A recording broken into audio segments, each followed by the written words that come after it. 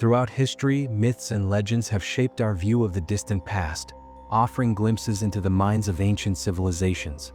Among these, one tale continues to stir fascination and debate: the story of the Anunnaki.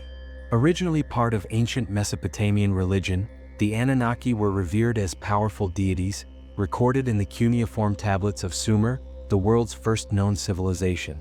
These texts speak of divine beings who shaped the earth, judged humanity, and dwelled in realms both celestial and subterranean.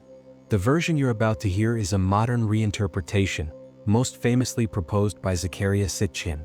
His 20th century reinterpretation reimagines the Anunnaki not as gods, but as ancient astronauts, extraterrestrials from a distant planet who came to Earth to mine gold and engineer humanity. Though widely dismissed by scholars for its lack of evidence, this theory has gained popularity among conspiracy theorists and ancient alien enthusiasts, blending myth and science fiction into a bold and controversial narrative. Many even present it as truth, which is why I've crafted this version, to help you understand the story of the Anunnaki as told by Sitchin. According to Sitchin's controversial reinterpretation, the story of the Anunnaki begins not in the heavens of spirit, but in the stars themselves, on a lost world called Nibiru, said to orbit the sun in a vast elliptical path every 3,600 years. The coming of the Anunnaki. Long before history was etched into clay tablets or whispered around ancient campfires, a distant world drifted through the outer reaches of our solar system. Its name was Nibiru, a planet cloaked in mystery, locked in a vast, elliptical orbit that took thousands of Earth years to complete. On this planet lived the Anunnaki, an advanced race of long-lived beings, custodians of high technology and remnants of a once great civilization now in decline. Nibiru's golden age had ended. Its atmosphere, once thick and protective, was failing. Cosmic turbulence, solar flares, and ancient cataclysms had battered the skies. The planet was dying, and the countdown to extinction had begun. In urgency, Nibiru's High Council convened. Their salvation hinged on one rare element: gold. Not for currency but for science. Gold could be processed into fine particles, then dispersed into their stratosphere to stabilize the atmospheric shield, reflecting harmful cosmic radiation and restoring climate balance. But Nibiru's gold reserves were nearly gone. The only hope lay beyond, the third planet from the sun. A blue and green orb bursting with oceans, volcanoes, and untapped wealth. Around 445,000 years ago, the Anunnaki launched their expedition. Leading them was Enki, son of King Anu, renowned for his intellect, command of genetic science, and fearless exploration. He piloted the first wave of missions aboard a gleaming skycraft that sliced through the void, navigating the stars to reach this young, untamed Earth. They landed in a fertile region near the confluence of great rivers, a place we now call Mesopotamia. There, the Anunnaki established their forward bases: Eridu, their first operational hub, and Nibiru, a key spaceport linked to their homeworld. Armed with tools far beyond the reach of primitive humanity, they began their task: surveying the land, extracting raw minerals, and isolating Earth's most precious treasure, gold, the element that could heal a dying world. At the heart of the mission were the Igigi, the lower-ranking crew members of the Anunnaki expedition, drafted from their ranks to carry out the harshest labor. They weren't divine. They were extraterrestrial engineers, technicians, and workers, sent to Earth to extract a resource more precious than any gem: gold. They dug into ancient rock, tunneled through searing heat, and hauled tons of ore from the mines. The operation was, at first, a success. Gold shipments flowed steadily from Earth back to Nibiru, their distant homeworld. There, the particles were suspended in their upper atmosphere to patch a decaying ozone layer. For a time, it seemed the mission would save their planet. But time is a predator even spacefarers can't outrun. The mines grew deeper, the labor more grueling. The Igigi, though not mortal, were not immune to fatigue. Their joints throbbed, their circuits strained. Whispers of discontent began to echo through the tunnels, low at first, then louder, until anger rose like pressure beneath the crust. A rebellion was brewing, and when it broke, it would trigger a chain reaction that would alter Earth's destiny and give rise to a species that had never been meant to exist. Centuries passed. The Igigi, the labor-class extraterrestrials assigned to extraction, had reached their breaking point. One night, beneath Earth's unfamiliar stars, the Igigi revolted. They abandoned their tools. They left the shafts behind. In a coordinated uprising, they marched on the command compound, storming the domain of Enlil, the mission's supreme authority on Earth. Enlil, half-brother to Enki, was rigid and militaristic. He saw the rebellion as mutiny, a betrayal of protocol and order. Where Enki saw complexity and compromise, Enlil saw only insubordination. He demanded the rebellion be crushed and the rebels punished. But before disciplinary action could escalate into an internal civil war among the Anunnaki factions, Enki stepped forward. Enki, commander of science, biology, and Earth-based operations, offered an alternative, a solution not of violence, but of genetic innovation. He proposed the creation of a new workforce, not from Nibiru, not from the Ijiji, but from Earth itself. Let us engineer a being, Enki said, adapted to this world, strong enough to endure its weight, intelligent enough to follow instructions. A hybrid species, built to serve the labor we can no longer sustain. Enlil was skeptical, but desperate. The mission could not proceed without labor. The gold must continue to flow.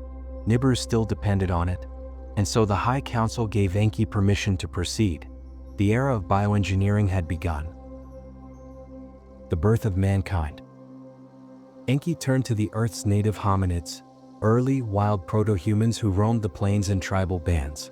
They were strong, upright, and resilient, but mentally primitive. They lacked speech, reason, or the neural structure to understand complex tasks. But Enki saw potential. With the help of Ninti, a leading Anunnaki life scientist and medical technician, Enki initiated the planet's first genetic experiment. They harvested genetic material from a deceased Anunnaki worker, one whose neural and muscular profile had been optimal for labor. From this, they extracted the DNA code needed to splice Anunnaki traits into Earth's hominids. Ninti carefully blended this alien genetic essence with that of the hominid embryo. She implanted the hybrid embryo into a specially prepared biological chamber, an artificial womb, or possibly even her own body, according to the methods described in Sitchin's interpretations. The process was far from perfect.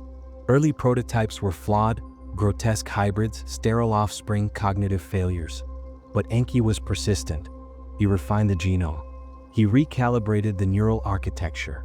And then, at last, a stable being emerged. They called him Adamu, the prototype human.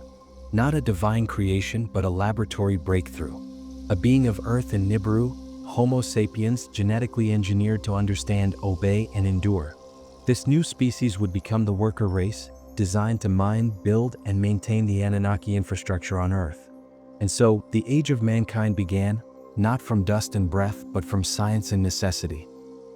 At first, the humans served exactly as intended. Engineered to be obedient, durable, and adaptable, they toiled in the gold mines of southern Africa, hauled loads across the plains, and maintained agricultural operations to sustain the Anunnaki presence.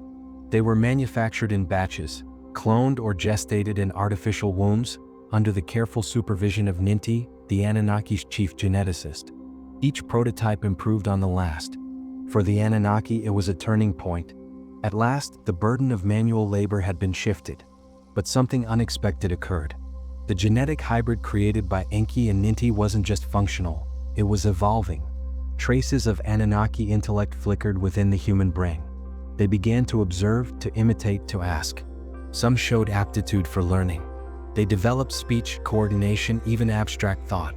Enki, who had always sympathized with Earth's life forms, began to intervene directly. He taught select humans the foundations of civilization, not through divine gifts, but through knowledge transfer. He introduced farming techniques, canal construction, and basic laws of settlement. He showed them how to build, organize, and count time. Humanity advanced rapidly. Cities like Eridu, Uruk, and Lagash were established as Anunnaki-administered zones, serving as both outposts and educational centers. Under the guidance of the Anunnaki, humans became managers, scribes, and builders. To maintain control, the Anunnaki established appointed rulers, human leaders who had been genetically enhanced or closely supervised. These kings were not divine, but functioned as administrative proxies, ensuring that human activity served Anunnaki interests. The Great Flood. According to Sitchin, Earth's environment was never stable. The Anunnaki knew that the return of Nibiru, their home planet with its vast elliptical orbit could cause chaos. Each time Nibiru passed through the inner solar system, its gravitational pull could disrupt planetary balances. Volcanic eruptions, earthquakes, and rising sea levels were predictable, if not preventable. On one such approach, around 12,000 years ago, the Anunnaki detected signs of an impending planetary catastrophe. Not a mythic judgment, but a scientifically expected consequence of orbital mechanics. The data was clear. A global flood was imminent, likely triggered by the melting of polar ice and tectonic upheaval. The Anunnaki High Council met to decide. Enlil, who had long viewed mankind as a risky creation, prone to overpopulation, disobedience, and independent thinking, saw the coming flood as an opportunity. He proposed a non-intervention policy. Let the waters come. Do not interfere. Do not warn them, Enlil commanded. No alarms. No shelters. Humanity would be left to perish. But Enki, who had fathered the hybrid race and guided their evolution, refused to accept extinction. Bound by secrecy yet loyal to his creation, he broke the command. Using data models and seismographic readings, Enki identified the safe zones that might survive the deluge.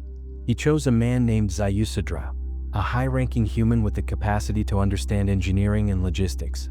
Enki provided him with a blueprint for a submersible vessel, sealed with resin and built from durable materials.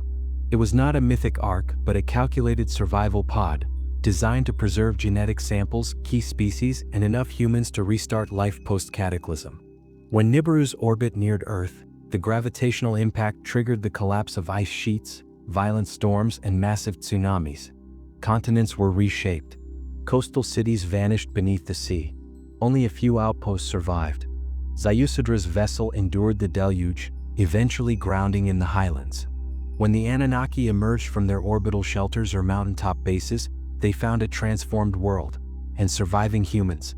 Enlil, though initially enraged, eventually accepted the outcome.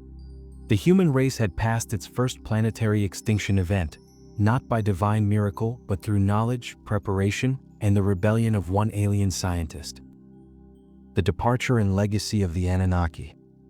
The Great Flood marked the end of an era, not just for Earth but for the Anunnaki.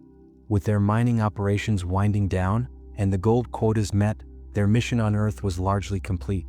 The atmosphere of Nibiru, once threatened, had been stabilized with the resources extracted from our world. One by one, the Anunnaki departed. Their ships ascended from hidden spaceports, perhaps Baalbek, perhaps beneath the sands, leaving Earth's orbit to rejoin the distant path of their home planet. Some, like Enlil, returned to Nibiru with mission reports and data archives.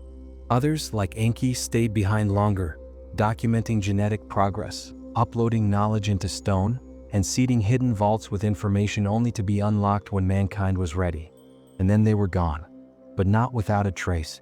They left behind ziggurats aligned to the stars, cuneiform tablets encoded with science and law, and cosmic maps carved into stone, clues for those willing to look deeper. The Sumerians remembered them as gods, because no other word existed to describe them. But they were not divine.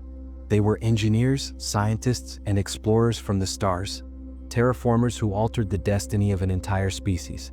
Mankind survived, adapted, and multiplied. And though the Anunnaki were gone, their fingerprints remained, etched in architecture, myth, language, and DNA. Now, in an age of satellites and particle colliders, the old questions rise again. Who were the Anunnaki? Aliens? Genetic designers? Interstellar pioneers? Their story, once hidden in clay and temple walls, is being rediscovered by modern seekers. And the deeper we dig, the more their presence echoes. Will they return? Or did they simply evolve beyond our detection? Maybe they're watching. Maybe they're waiting. Or maybe they never really left. If this tale sparked your curiosity, let us know in the comments. Were the Anunnaki our creators or our future? Don't forget to like, subscribe, and ring that celestial bell so you never miss another myth that reshapes what we think we know. You've been watching Every Myth TV, where ancient truths are brought to light. Until next time, keep seeking.